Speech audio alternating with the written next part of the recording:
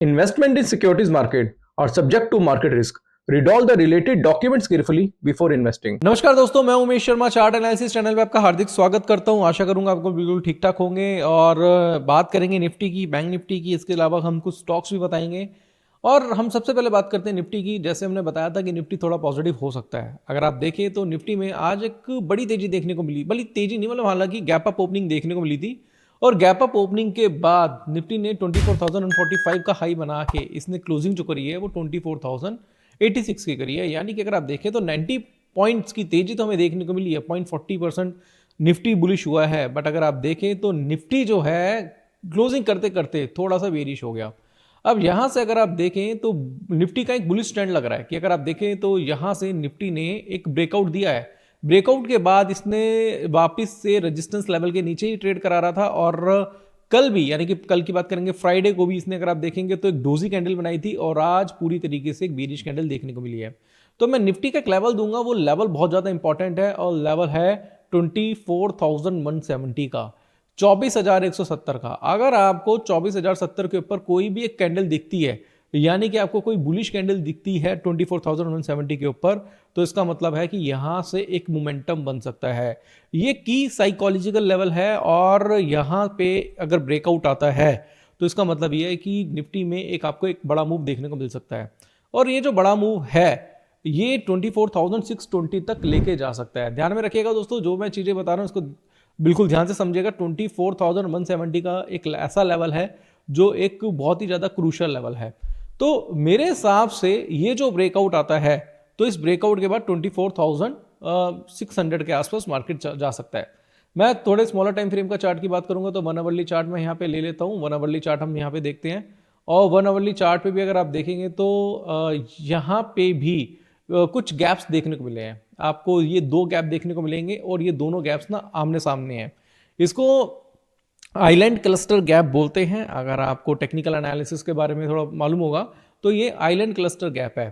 थोड़ा सा वॉल्यूम से भी पूछ लेते हैं तो वॉल्यूम का चार्ट मैं यहाँ पे लगा देता हूँ। तो वॉल्यूम में अगर आप देखें तो वॉल्यूम की एग्जैक्ट बहुत बेटर कंफर्मेशन हमें नहीं देखने को मिली है अगर हम 1 आवरली चार्ट पे देखते हैं। हालांकि वॉल्यूम का एक्सपेंशन थोड़ा सा हुआ है और बाइंग प्रेशर उतना ज़्यादा देखने को नहीं मिल रहा जिस हिसाब से देखने को मिलना चाहिए था। बट फिर भी दोस्तों हम यहाँ पे मैं 4 आवरली चार्ट लगा देता हूँ। 4 आवरली चार्ट लगाएंगे तो यहाँ से ऐसा लगता है कि ये रेजिस्टेंस तो बना हुआ है बट अभी बहुत बेटर बाइंग प्रेशर देखने को नहीं मिला। 24,170 के ऊपर जाता है और यहाँ पे आपको एक बुलिश वॉल्यूम यानी कि ग्रीन वॉल्यूम यानी कि बार देखने को मिल जाता है। इट मीन्स कि स्मार्ट मनी यहाँ पे एक्टिवेट हो सकती है, इंस्टीट्यूशनल पार्टिसिपेशन भी हो सकता है और आपको ये इस लेवल पे एक एक्लुमिनेशंस देखने को मिल सकता है। तो ध्यान रखिएगा दोस्तों, ये एक बहुत इंपॉर्टेंट लेवल है 24,170 का। उसके ऊपर अगर जाता है तो आपको एक तेजी देखने को मिल सकती है। ये एक ओवरऑल एनालिसिस है जो निफ्टी की मैंने यहाँ पे ली है। एंट्री पॉइंट जो है आपका वो 24,170 के आसपास रहेगा। स्टॉप लॉस जो है वो आप मेंटेन करके चलिएगा 23,900 के आसपास का और टारगेट 24,600 के आसपास का रहेगा और आप अपने अकॉर्डिंगली ट्रेड मैनेजमेंट कर सकते हैं। इसके साथ साथ रिस्क एक्सपोजर जो था वो मैंने सारी चीज़ें आपको प्रॉपर तरीके से बता दी हैं। अब मैं यहाँ पे बैंक निफ्टी का चार्ट देखता हूँ तो बैंक निफ्टी का चार्ट भी हम यहाँ पे प्रॉपर तरीके से देखते हैं। तो बैंक निफ्टी का चार्ट देखेंगे तो बैंक निफ्टी में हमें देखने को मिला है कि बैंक निफ्टी ने ऑलरेडी अपना एक रेजिस्टेंस ब्रेक करा है। ये 4 आवरली चार्ट का है और वॉल्यूम्स भी बहुत अच्छे देख रहे हैं, वॉल्यूम्स की कंफर्मेशंस भी अच्छी देखने को मिल रही है और बाइंग प्रेशर भी देखने को मिल सकता है। हालांकि बहुत बैटर कैंडल्स नहीं बनी है, बहुत हाई वॉल्यूम कैंडल्स नहीं बनी है यहाँ पे, बट हाँ ऐसा लग रहा है कि अगर 24,170 का लेवल निफ्टी में ब्रेक होता है वो बैंक निफ्टी भी यहाँ से थोड़ा सा परफॉर्म करता है तो इट मीन्स कि यहाँ से आपको एक बुलिश मूव देखने को मिल सकता है और ये जो बुलिश मूव है वो बैंक निफ्टी को 62,000 तक लेके जा सकता है। ध्यान रखिएगा दोस्तों, कोई भी अगर आप ट्रेड करते हैं तो स्टॉप लॉस लगाना बहुत जरूरी है। रिस्क मैटर करता है, रिस्क लेना रिस्क जो है आपका यानी कि स्टॉप लॉस जो है वो 57,000 के अकॉर्डिंगली आप लगा सकते हैं। क्योंकि मैं बड़ा चार्ट देख रहा हूँ, बड़ा टाइम फ्रेम देख रहा हूँ तो स्टॉप लॉस और टारगेट्स भी उसके अकॉर्डिंगली बड़े हैं। एंट्री पॉइंट दोस्तों यहीं पे बनता है इसका 58,000 के आसपास और प्रॉफिट लेवल जो है इसका 61,700 के आसपास है और टारगेट्स जो है और स्टॉप लॉस ऑलरेडी मैं बता चुका होता हूँ। तो ये मुझे अभी फिलहाल बैंक निफ्टी में दिखाई दे रहा है। दूसरा मैं यहाँ पे आपको मिड कैप निफ्टी का चार्ट दिखाऊंगा तो मिड कैप निफ्टी थोड़ा सा कंसोलिडेट हो रहा है। इसके अलावा मैं अब आपको स्टॉक्स पे लेके जाता हूं, तो ऐसे कौन से स्टॉक्स हैं जो मुझे अच्छे लग रहे हैं। तो सबसे पहले मैं रिलायंस का चार्ट देखूंगा, तो रिलायंस का मैं 1 आवरली चार्ट देखता हूं। तो रिलायंस ने 1 आवरली चार्ट में एक पैटर्न फॉर्म किया जिसको बोलते हैं बेरी शराबी पैटर्न। बेरी शराबी एक ऐसा पैटर्न है जो अप ट्रेंड को डाउन ट्रेंड में कन्वर्ट करता है। हालांकि इसका जो एंट्री पॉइंट था वो 1331 का था और स्टॉप लॉस जो था इसका 1345 का था, 1344 का था। मुझे लगता है कि ये कल 1316 के आसपास आ सकता है, बट इसमें आप कोई न्यू पोजीशन मत बनाना। दूसरा मैं बजाज फाइनेंस का चार्ट लूंगा। बजाज फाइनेंस देखेंगे तो ऊपरी लेवल पे काफ़ी ज़्यादा कंसोलिडेट हो रहा है। रीज़न उसका क्या है, अगर आप देखें तो ये एक रेजिस्टेंस है। रेजिस्टेंस के ऊपर जब भी कंसोलिडेट होता है, अगर आप देखेंगे तो यहाँ पे एक लेस वॉल्यूम देखने को मिलेंगे। अगर आप वॉल्यूम का चार्ट भी देखते हैं तो आपको यहाँ पे लेस वॉल्यूम देखने को मिलेंगे, और वॉल्यूम्स में भी आप देखेंगे प्राइस अपसाइड जा रहा है, वॉल्यूम डिक्लाइन है यहाँ पे। इट मीन्स कि मुझे लगता है कि एक बार ये रिटेस्ट करने आ सकता है अपना 949 का लेवल, और 949 पे आने के बाद फिर हमें यहाँ पे समझना पड़ेगा कि यहाँ पे एंट्री लेनी चाहिए या नहीं लेनी चाहिए। वो डिसाइड करेंगे जब ये 949 950 के आसपास आएगा। ध्यान रखिएगा दोस्तों, मैं प्रॉपर एनालिसिस करके बता रहा हूँ। इसका मतलब ये नहीं है कि मैं आपको कि ये बोल रहा हूँ कि भाई आप बाय कर लो या सेल कर लो। बाय सेल करने का डिसीजन दोस्तों आपका अपना होगा। मैं एक सेबी रजिस्टर्ड एडवाइज़र हूँ। मैं आपको सिर्फ और सिर्फ सजेस्ट कर सकता हूँ कि क्या चीज़ आप कर सकते हैं। आपको अब ट्रेड लेने से पहले अपने फाइनेंशियल एडवाइजर से खुद से सलाह लेनी पड़ेगी, या खुद थोड़ा बहुत टेक्निकल एनालिसिस सीखना पड़ेगा, जिससे आप सोच समझ के अपने ट्रेड बना सकते हैं। अब बात करेंगे आईआरसीटीसी की, जो कि काफ़ी टाइम से कंसोलिडेट है और ट्रायंगल पैटर्न बनता हुआ दिखाई दे रहा है इसमें। अगर मैं देखे तो ये जो है, अगर आईआरसीटीसी का चार्ट जो देखेंगे तो ये 525 के ऊपर थोड़ा सा स्ट्रॉन्ग लग रहा है। 525 के ऊपर मुझे लगता है कि यहाँ पे कुछ बाइंग हो सकती है। हालांकि मैं ये नहीं बोलूँगा कि यहाँ पे कोई इंस्टीट्यूशनल बाइंग होगी या कोई स्मार्ट मनी बहुत ज़्यादा एक्टिव हो जाएगी, बट अगर मैं इसका 4 आवरली का चार्ट देखूँ तो 4 आवरली चार्ट में भी ये कंसोलिडेट हो रहा है और ये लगातार पैटर्न बना रहा है, ट्रायंगल पैटर्न। वॉल्यूम्स बहुत ट्राई हैं दोस्तों, वॉल्यूम्स अगर हम देखेंगे तो बहुत ज़्यादा कम है। हालांकि मैं आपको बताऊंगा कि अगर वॉल्यूम्स का चार्ट भी अगर हम यहाँ पे देखें तो वॉल्यूम के चार्ट में भी आपको होता हुआ दिखाई देगा कि ये जो है, अगर हम इस पर वॉल्यूम की मूविंग एवरेज भी लगाए तो वॉल्यूम की मूविंग एवरेज की भी ये थोड़ा नीचे ही चल रहा है। तो ऐसा बहुत ज़्यादा वॉल्यूम इसमें दिखाई नहीं दे रहे, तो थोड़ा सा आप चाहे तो अवॉइड कर सकते हैं। नहीं तो मेरी सलाह तो यही है कि इसको आप 525 के ऊपर आप चाहे तो इसमें कोई लॉन्ग को ट्रेड ले सकते हैं। एंट्री पॉइंट मैंने आपको इसमें बता दिया कि कहाँ पे एंट्री पॉइंट इसका बनता है।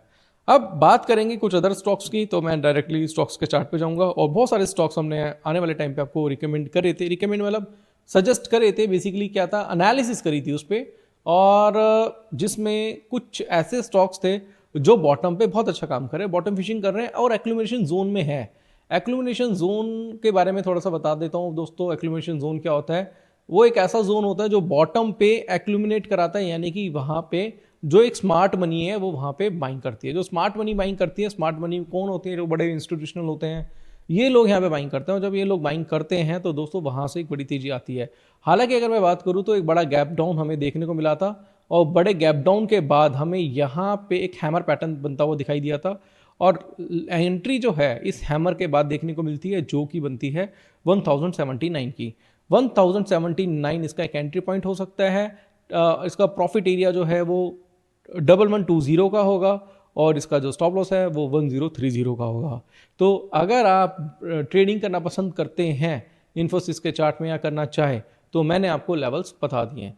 ध्यान रखिएगा दोस्तों, फिर से कहना चाहूँगा, मैं यहाँ पे आपको कोई बाय सेलिंग की सलाह नहीं दे रहा, एक एनालिसिस करके दे रहा हूँ। बाकी ट्रेड लेना नहीं लेना वो आपको डिसाइड करना है, राइट। अब मैं यहाँ पे क्या करता हूँ, एक चार्ट और देखा मैंने टाटा स्टील का, जो कि मुझे डेली चार्ट पे काफ़ी अच्छा लग रहा है, क्योंकि यहाँ पे भी एक हैमर बना है और इसमें भी एक ब्रेकआउट देखने को मिला है, जो कि मुझे लगता है कि ये जो स्टॉक है 206 के आसपास जा सकता है। और मुझे ऐसा लगता है, दूसरी चीज़ ये है कि आप इसमें ट्रेड मैनेजमेंट कर सकते हैं। अगर आप देखें तो प्राइस बहुत अच्छा चल रहा है 198 का, और ये एक मुझे बाइंग प्राइस लग रहा है। बाकी 206 के आसपास जाता हुआ फिलहाल मुझे दिखाई दे रहा है। बस ये है कि बस वेट करिएगा अपने लेवल्स का। लेवल्स ऑलरेडी आए हुए हैं इसमें, आप देख लीजिएगा।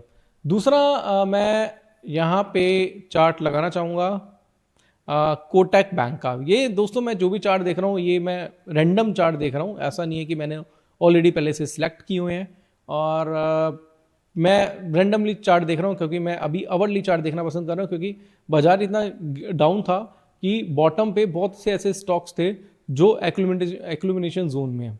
चलो एक स्टॉक के बारे में मैंने आपको बताया था, popular vehicle and services limited. ये स्टॉक भी काफ़ी अच्छा था और इसमें भी एक पैटर्न फॉर्म हुआ था और वहाँ से इसमें तेजी आई थी, बट अब ये थोड़ा सा डाउन चल रहा है तो इसको थोड़ा अवॉइड कर सकते हैं। और मैं कुछ और चार्ट देखता हूँ जो कि अच्छा लगे डेली चार्ट पे, तो हम उसके बारे में बात करेंगे। तो ये एक स्टॉक है HCL के बारे में भी हमने चर्चा करी थी। ट्रिपल बॉटम पैटर्न इसमें बना हुआ है, वॉल्यूम्स इसमें काफ़ी अच्छे हैं। बॉटम पे अगर आप देखेंगे वॉल्यूम्स बहुत अच्छे हैं। मैं चाहूँगा कि 11106 के आसपास आता है, इस लेवल के आसपास आता है, 1106 के आसपास। तो वहाँ से क्या कर सकते हैं आप, इसमें आप चाहे तो एंट्री बना सकते हैं। Let the market come to the level, बस ये लेवल अगर आ जाए 11105 का, तो वहाँ से क्या कर सकते हैं आप अपने सेटअप के अकॉर्डिंगली, जो सेटअप ट्रिपल बॉटम बना हुआ है, इसके साथ साथ अगर आप MACD देखते हैं, मूविंग एवरेज कन्वर्जन डाइवर्जेंस देखते हैं, तो डाइवर्जेंस भी इसमें बहुत ज़्यादा पॉजिटिव है।